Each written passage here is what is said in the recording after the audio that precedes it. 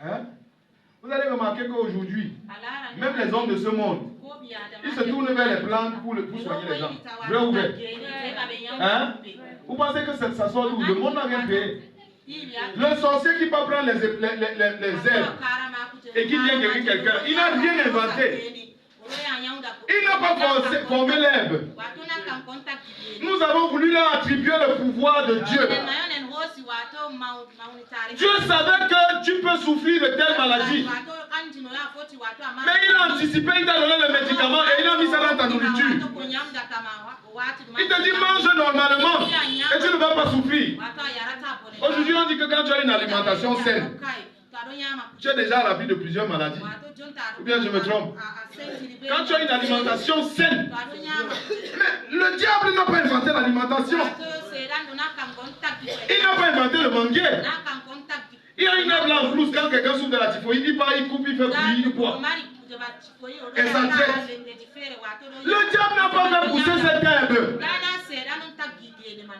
Le problème avec nous, c'est que nous ne cherchons pas Dieu et nous ne cherchons pas à être éclairés par la lumière de Dieu. Lui, c'est ses mauvais esprits qui lui disent. Comme tu vois là, il y a telle herbe qui a le pouvoir de faire telle chose. Que Dieu a donné à cette herbe-là le pouvoir. Va couper ça, tu lui donnes. Parce que ces mauvais esprits connaissent la réalité spirituelle qu'il y a dans cette herbe. Et puis aujourd'hui, même j'ai vu certaines personnes, quand tu lui donnes un mélange d'herbes là, tu dis que ça, c'est pas les choses des. Ce n'est pas les choses des. Tu ne connais pas Dieu. Tu ne connais pas ta possession en Dieu. Et si tu connaissais ce Dieu, et si tu considérais ces choses qu'il a mises pour toi, tu comprendrais que toute chose, j'en ai dit concours, le thème c'est travaille ensemble pour mon bien. Je n'ai jamais compris comment le carotte fait pour pousser en saison sèche. J'étais à Marois en saison sèche, je crois que c'était à Viluma. Et je vois un champ vert. Alors que le sol est sec. Ça se fend même, il y a les fissures au sol. Mais le champ est vert. Pourquoi ça ne pousse pas à Yaoundé? Parce qu'à Yaoundé, ils n'ont pas besoin de ça. Ceux de Marois en ont besoin parce que leur climat impose ça. Ce n'est pas un hasard. Bien aimé, ce n'est pas un hasard. Je connais tout ce qu'il y a pour toi. C'est pour ça qu'il faut être éclairé à sa lumière. Et pour être éclairé à sa lumière, je vais te donner le secret pour entrer dans cette lumière. C'est la louange et l'adoration dont nous parlons ici. 1 Chronique chapitre 16, verset 4. Il confia à des Lévites la responsabilité de faire le service. Il s'agit de David, du roi David. Il confia à des Lévites. Pour l'instant, on va dire que c'était des Lévites. Mais plus tard, on comprendra que ces Lévites avaient une particularité, c'est qu'ils étaient des chantres. Lui, il confia à des Lévites la responsabilité de faire le service. La responsabilité de faire le service. Devant l'arche de l'Éternel. Où? Devant l'arche. Est-ce que tu peux dire devant l'arche? Devant l'arche. Devant l'arche. Devant l'arche. Et l'arche se trouve où? Dans le lieu très saint, dans la présence permanente de Dieu. Tu comprends pourquoi le chantre, même quand il dort en Dieu? Est-ce que tu comprends pourquoi il lui est facile d'écouter de Dieu et de donner au peuple? Et je veux parler ici de l'adorateur. Quand tu mènes cette vie d'adoration, tu es constamment devant l'arche. Continuons la lecture. De rappeler le souvenir de l'Éternel. Oui. Le Dieu d'Israël. Oui. De le louer et le célébrer. De le louer et le célébrer. Oui. C'était Asaph. Oui, on pourra continuer. C'est bon, merci mon frère. Ils étaient devant l'arche. Et maintenant, je voudrais te dire quelque chose. Il existe toujours.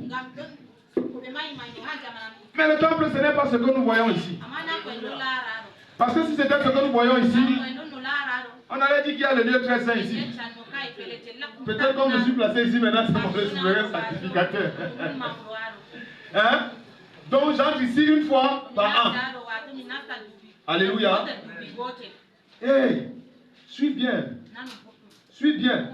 Le temple, ce n'est pas ça. Ça ne veut pas dire que les règles du bâtiment ci sont annulées. Parce que ce que nous avons souvent tendance à confondre, on se dit, nous sommes sous la grâce. Donc maintenant, il n'y a plus ni homme ni femme. Il n'y a plus ni juif ni grec. C'est vrai, mais il faut comprendre ce langage. Ça ne veut pas dire qu'on se comporte n'importe comment maintenant dans l'église. Hein? Bien aimés, respectons les raisons du temple, je veux dire du bâtiment. Il y a des règles. Excusez-moi, mais ce n'est pas tout le monde qui se place ici. Ce n'est pas tout le monde qui vient se tenir ici. On dit qu'il y a une annonce, tu viens te placer ici pour donner les annonces. Tu te trompes. Ça, c'est une place réservée. C'est un sacerdoce que nous rendons ici. L'autel n'est pas donné à tout le monde. Cette règle-là reste établie. Il y a seulement, c'est la forme de la chose qui a changé. Mais ce principe reste établi. Le temple dont Dieu parle ici n'est pas un temple fait des mains d'homme. 1 Corinthiens au chapitre 6. 1 Corinthiens 6, le verset 16. 1 Corinthiens 6 et le verset 16, il est écrit: ne savez-vous pas que celui qui s'unit à la prostituée est un seul corps avec elle? Ne savez-vous pas que celui qui s'unit au péché, permettez que je contextualise, ce n'est pas seulement la prostituée. Tu t'unis avec un voleur, tu es un corps avec le voleur. C'est pour ça qu'on vous confond et vous faites la même chose. Tu t'unis, si tu es avec la prostituée, tu es prostituée. Si tu es avec les tricheurs, tu es tricheur. Si tu es avec ceux qui calomnient, tu es un calomniateur. Si tu es avec les pécheurs, tu es un pécheur. Oui. Certaines... 1 Corinthiens 6, 16 d'abord. Oui. Ne savez-vous pas que celui qui s'unit à la prostituée est un seul corps avec elle? Oui. En effet, il est dit, les deux ne feront qu'un. Mais celui qui s'unit au Seigneur est un seul esprit avec lui. Celui qui s'unit au Seigneur est comment? Il est un seul esprit avec le Seigneur. Alléluia. Et si moi je suis un esprit avec le Seigneur, puisque l'esprit du Seigneur est supérieur, je deviens un esprit supérieur. Je deviens une personne différente. Je deviens une personne qui voit les choses avec hauteur. Attention, je ne dis pas avec orgueil, je dis avec hauteur. C'est-à-dire que la situation se présente à moi, mais elle ne m'effraie pas.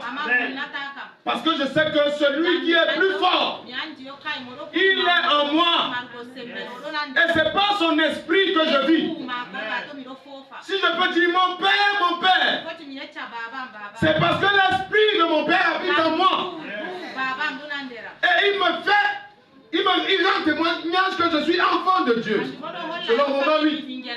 Et parce qu'il me dit, tu es mon enfant, je dis, tu es mon Père. Et je m'approche de mon Père. Va au verset 19. Verset 19. Ne le savez-vous pas? Votre corps est le temple du Saint-Esprit. Votre corps est le temple du Saint-Esprit. Votre corps est le temple du Saint-Esprit. Est-ce que tu peux répéter? Mon corps est le temple du Saint-Esprit. Mon corps est le temple du Saint-Esprit. Mon corps est le temple du Saint-Esprit. Écoute donc ce qui s'est passé avec le Seigneur Jésus-Christ.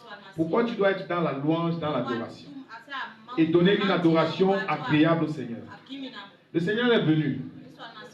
Il a dit, je suis la porte. Celui qui n'entre pas par la porte est un voleur et un brigand. Alléluia. Mais celui qui entre par la porte, il est de la maison. Amen. Il est la porte, c'est lui qui te permet d'entrer. Et quand tu entres, c'est lui le sacrifice offert pour ton salut.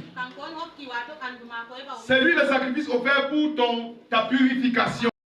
Le sacrifice offert pour ton dépouillement. Il s'est offert lui-même pour que tu ne sois plus péché. Il s'est offert lui-même pour que tu ne sois plus accusé.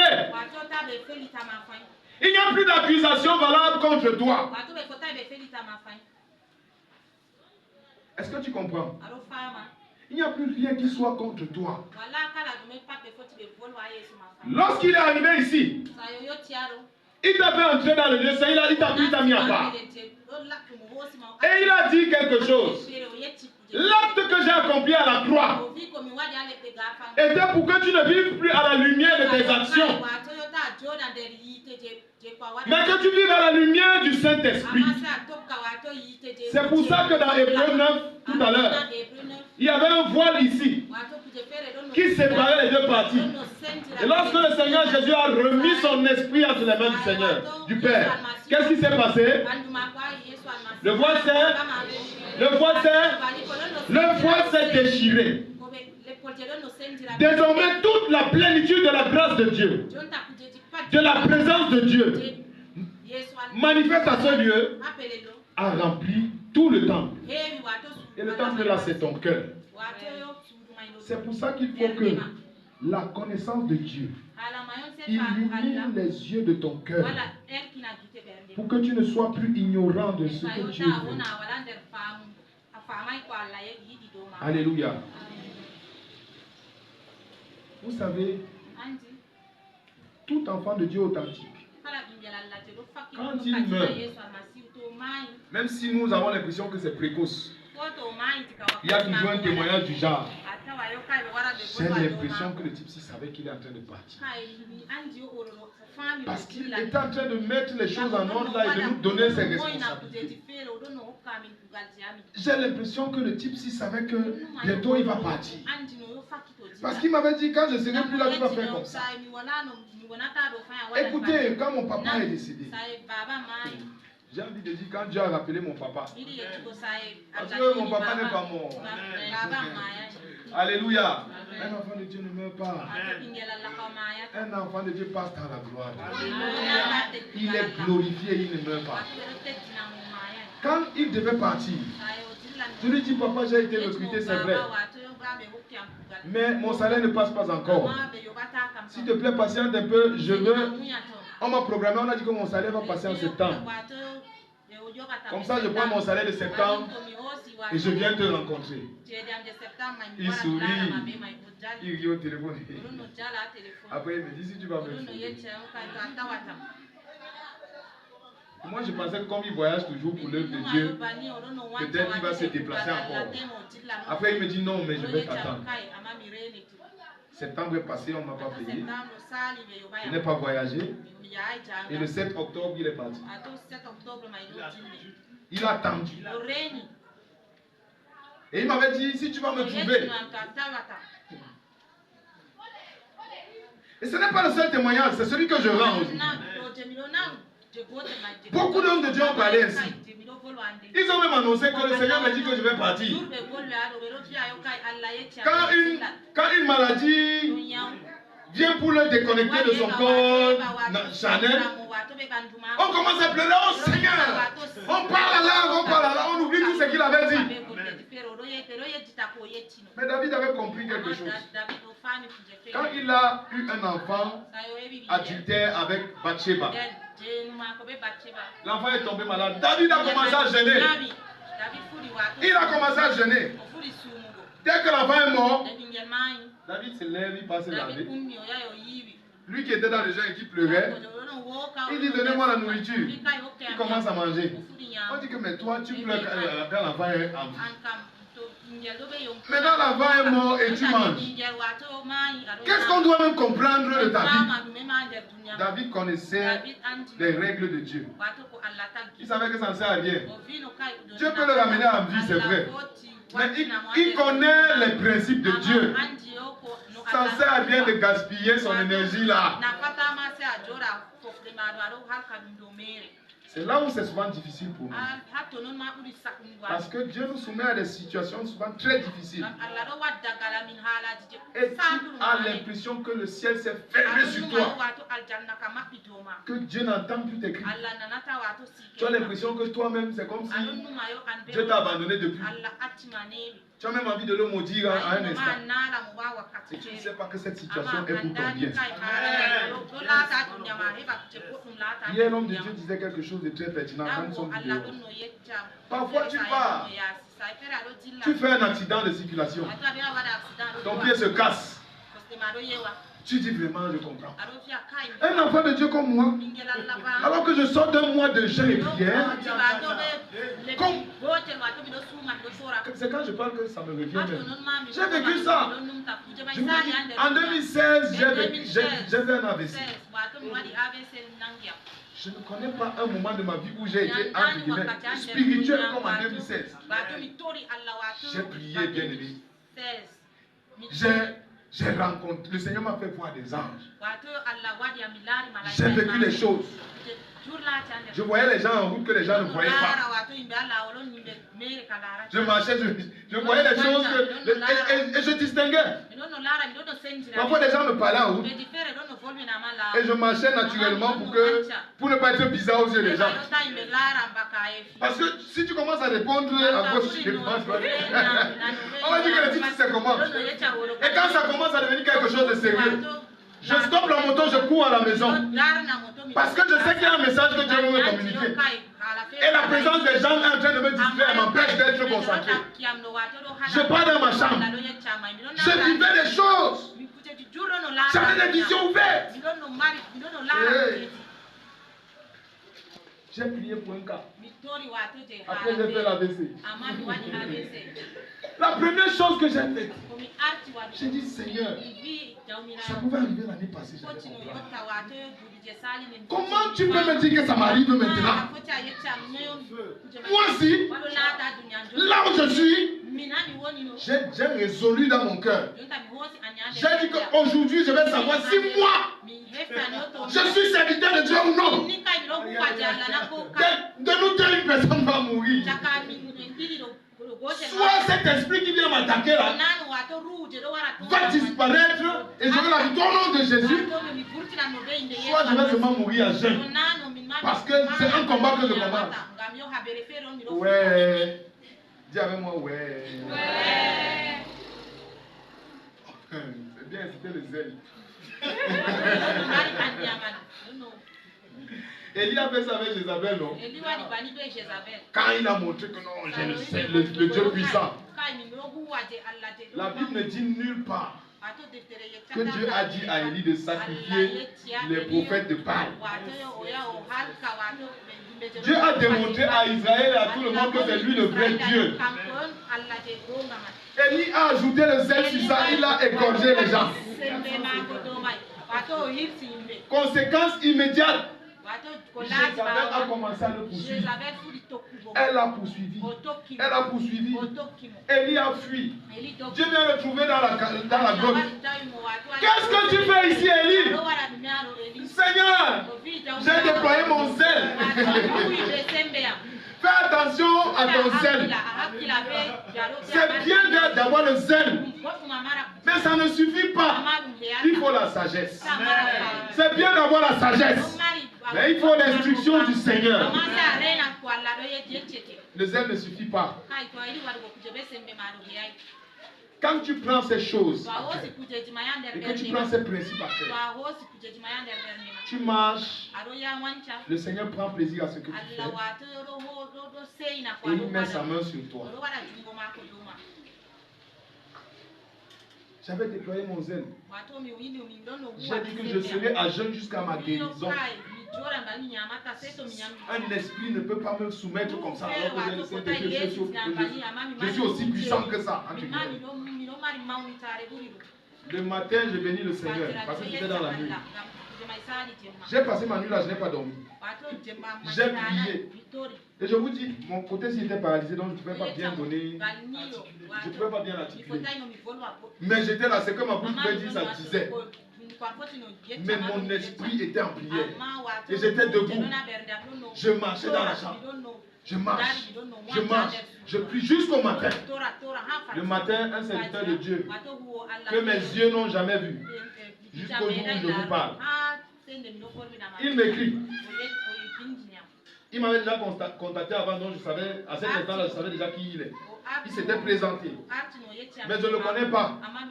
Il m'écrit. Va manger. J'étais dans la chambre seul. Je n'ai pas dit à quelqu'un. C'est entre Dieu et moi. Lui, il me dit, va manger. Il n'y a que celui à qui Dieu a voulu révéler ça qui peut savoir. Parce que le diable n'est pas omniscient. Il dit, va manger. Je lui réponds, d'accord, je vais manger. Il me dit, j'ai dit, va manger. Je lui dis, oui, j'ai compris, je vais manger. Il dit, je dis tout de suite. Et vous savez, pendant que je lisais son message, je savais que ça vient de Dieu, ce qu'il a fait de dire. Quand il a dit tout de suite, par SMS, je prends mon téléphone, j'ouvre la porte, je m'en vais à la boutique, je prends un jus, je prends le pain, on met le chocolat dedans, pour reprendre les forces. Je mange. Quand je bois, mon téléphone vibre. Quand je bois le jus, mon téléphone vibre. Et c'est lui qui me dit, maintenant écoute ce que le Seigneur me dit de te dire. Et il m'a parlé. Ce n'est pas la suite qui est importante. Je dois juste dire que le zèle ne suffit pas. C'est une bonne chose. Et quand Dieu voit que tu déploies son zèle pour sa gloire, il trouve le moyen de t'aider. Il trouve le moyen de t'aider. Parce que si Dieu ne m'avait pas aidé, j'allais me suicider pour bien. Et j'allais me suicider au nom du Saint-Esprit. Que non, c'est parce que j'ai les dons du Saint-Esprit. La lumière du Dieu très saint. Recherche la lumière du Dieu très saint. Parce que cette lumière te montre la réalité qu'il y a dans le lieu spirituel. Et c'est comme ça que tu peux aller chercher. Tu peux aller chercher les cadeaux. Il y en a tellement. Hein. Tu peux aller chercher les dons. Tu peux aller chercher les bénédictions. J'ai entendu le témoignage d'un homme de Dieu. Il a donné à Dieu son salaire. Il a commencé par la dîme, 10%. 10%. Un jour, il dit que mais, comment je donne à Dieu 10% de mon salaire? Je vais donner 50%. Quand son salaire arrive, il prend 50%. Il donne à Dieu. Il dit c'est pour Dieu. Il nourrit sa famille avec 50%. Ça n'a pas suffi. Il est arrivé à donner à Dieu 90% de son salaire. Il dit à Dieu que maintenant, à moi la dîme. Et à toi le salaire. C'est-à-dire que Seigneur, c'est pour toi. Les 10% là. D'accord, je vais prendre ça, je donne à ma femme parce qu'il ne faut pas qu'elle commence à te maudire. Je donne les 10% là. Le reste, c'est pour toi. À un moment donné, quand sa femme a compris le principe, il a dit à Dieu, Seigneur, qu'est-ce qui ne t'appartient même pas dans ma vie? Le salaire là même, c'est pour toi. Et chaque jour, il trouvait au chevet de son lit l'argent dont il avait besoin pour vivre. C'est la magie, n'est-ce pas? Regardez comment même les chrétiens pensent que le magicien est, voilà, que le magicien est plus fort que Dieu. Ce n'est pas la magie, c'est le surnaturel. La lumière. Bien aimé, j'ai vécu ça. On va raconter ce témoignage. J'ai béni le Seigneur. À un moment donné, je n'avais pas d'argent. Je vous ai dit, je n'avais pas de salaire. Il y a une poche dans une valise chez moi. Chaque fois que j'ai ouvert cette poche, j'ai trouvé 10 000. Jusqu'au jour où je pourrais prendre soin de moi. Je suis rentré là-bas chercher les 10 000. Je n'ai pas trouvé. Parce que j'avais déjà été béni pour prendre soin de ma vie. Dieu peut le faire pour toi, bien-aimé. Dieu peut le faire pour toi, bien-aimé. Il faut que ton cœur dépende totalement de Dieu. Il faut que tu te rendes compte qu'en réalité, tu appartiens totalement à Dieu. Josué pouvait dire, moi et ma maison, nous servirons l'Éternel. Josué 24, 15 et 16, qu'on a lu hier. Moi et ma maison, nous allons servir l'Éternel. Mes enfants vont servir l'Éternel. Ma femme va servir l'Éternel. Ma table va servir l'Éternel. Mes meubles vont servir l'Éternel. Mon riz va servir l'Éternel. Ma farine va servir l'Éternel. Même si je n'ai pas grand chose, je vais servir l'Éternel avec. Seigneur, c'est pour toi. L'adoration la plus poussée. Je m'abandonne à toi. Une adoration sacrificielle. Seigneur, ce que je suis, c'est pour toi. Avant que le mois ne finisse, tu as déjà compté comment tu vas verser dans telle tontine pour réaliser tel projet. Comment tu vas contribuer là-bas. Bon, tu t'es quand même rappelé des enseignements de Daddy. Tu as mis la dîme de côté. Hein? Tu as mis la dîme. Et tu calcules ça. Et tu récites bien Malachie 3. Apportez à la maison du trésor vos dîmes et vos offrandes. Et vous verrez si je n'ouvre pas pour vous les écluses des cieux. Et tu récites ça à Dieu. Seigneur, voici les 10%. Ouvrez les écluses des cieux. Oui, c'est ton frère. C'est vrai, il l'a dit. Mais tu es attaché au business. C'est Dieu. Donne ton cœur à Dieu.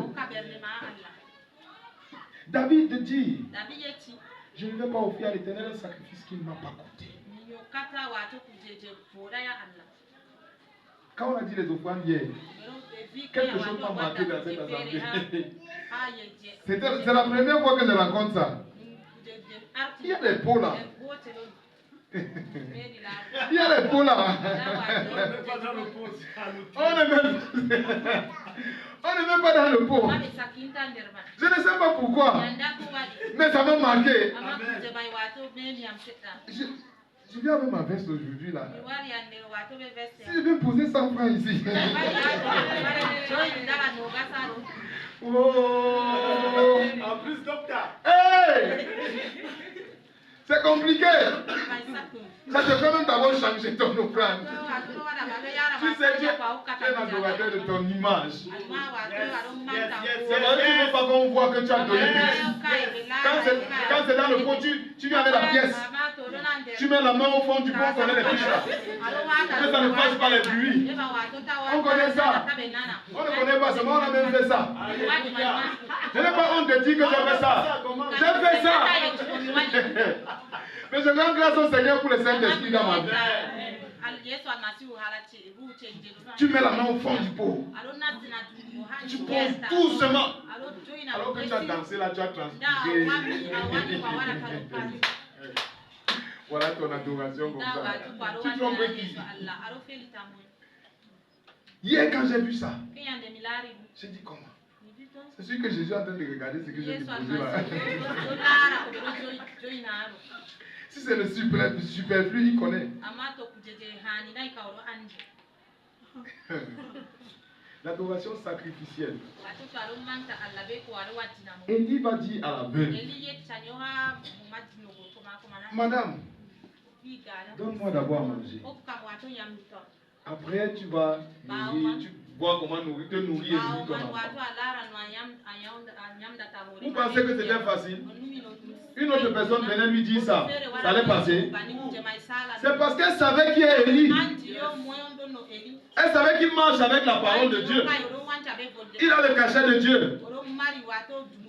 Il te dit enfant, tu poses l'enfant, tu es enfant. Il lui dit que donne-moi d'abord à manger. Après tu vas donner à manger à ton enfant. Il a dit que je vais donner à manger à mon enfant. Ça veut dire qu'il aura à manger pour moi aussi. Elle lui a fait le gâteau, elle a donné. Et quand elle a donné, il lui dit que va même d'abord chez les voisines aussi. Va chercher tes bassines parce que tes bassines là sont trop petites. Et jusqu'à ce que cette famine-là disparaisse, j'imagine, écoutez la bénédiction, dans des moments de famine. Je suis sûr que la femme là, ce n'est pas écrit comme ça. Elle disait aux gens, venez manger. Venez manger. Si elle te donne la farine, ça va aller finir chez toi. Donc ça sert à rien. Elle te dit, viens manger. Pendant que les gens souffrent, elle organise un festin. Venez, nous allons manger. Et quelqu'un va venir chez elle. Il va venir voler. N'est-ce pas? Quand il finit de voler, il pense qu'il a dépouillé. Elle revient, elle ne se rend pas compte que ça a diminué. Parce que ce qu'il a volé là, ce n'est rien. Ça continue. Grandit. Lui continue de couler.